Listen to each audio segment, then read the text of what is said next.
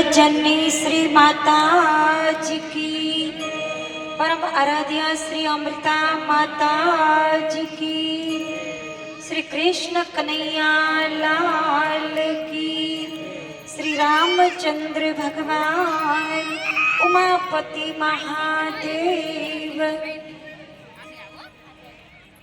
धर्म प्रेमी भाइयों તેમજ આદરણીય માતાઓ તથા બહેનો, આપણે બધા ખૂબ જ ભાગ્યશાળી છીએ કે બારડોલી શહેરની અંદર વિદ્યા ભારતી ટ્રસ્ટ કોલેજના મેદાનમાં બેસીને શ્રી ગુરુ મહારાજના દિવ્ય દર્શન તેમજ એમના અમૃતમય પ્રવચનને સાંભળવા મળશે।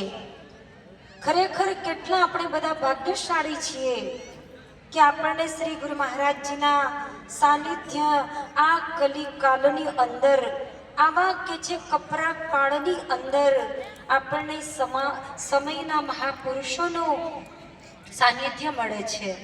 તો ખરેખર આપણા સંતો કહે છે કે જીવન જોબન રાજમદ અવિચલ રહા ન કોઈ, जो दिन जाए सत्संग में जीवन का फल सोए।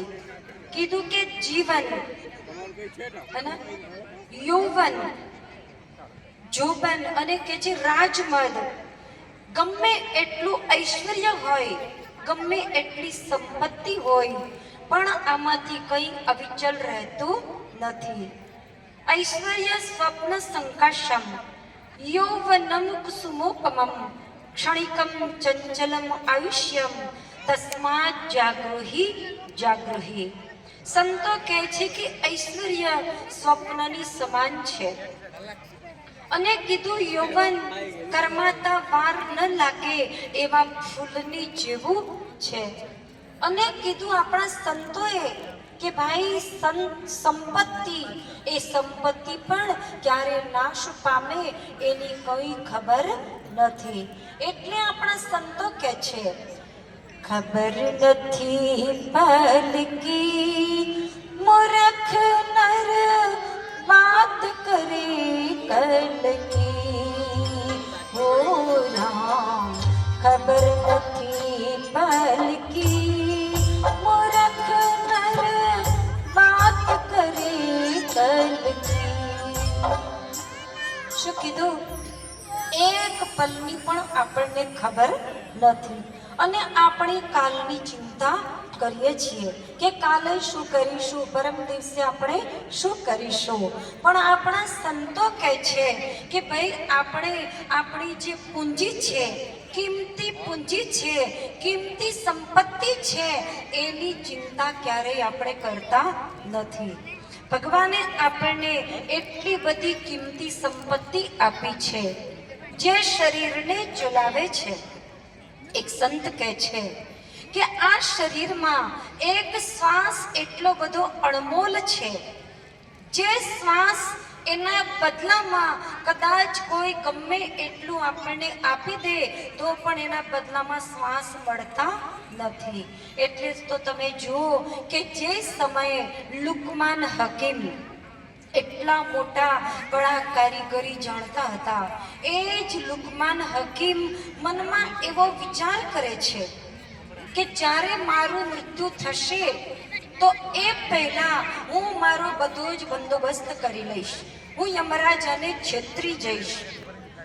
તો જે સમયે એ ઘડપણ એમનું આવે છે, તો એવા સમયની અંદર જ્યારે કે છે કે એમણે પોતે પોતાના જેવા 9 પૂતળા બનાવી દીધા, વસ્ત્ર પણ પોતાની જેવા જ પહેરાવી દીધા, રંગે રૂપે બધું જ એક સરખું, અને પોતે એમાં 10મા સૂઈ ગયા। જ્યારે યમના દૂતો લેવા માટે આવ્યા તો યમના દૂતો વિચાર કરે છે કે આ તો એક લુકમાનની જગ્યા પર અહીંયા 10 લુકમાન સૂતા છે, આમાં સાચો લુકમાન કયો ખબર નહીં પડી। તો એ કહે છે પાછા જતા રહ્યા। પાછા ગયા અને યમરાજાને વાત કરી તો યમરાજા પોતે કહે છે ચાલો આજે તો હું ડ્યુટી બજાવું છું, આજે હું જાઉં છું।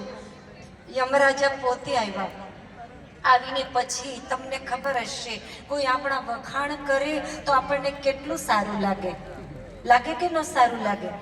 હે, આવીને સીધા વખાણ કરવા લાગ્યા, વાહ લુકમાન તારી કારીગરી, તો કેટલો મોટો કલાકાર છે, તારી સમાન બુદ્ધિ આજે મેં દુનિયામાં કોઈને નહીં જોઈ. ત્યાં તો ભાઈ એટલા ફૂલાવા લાગ્યા.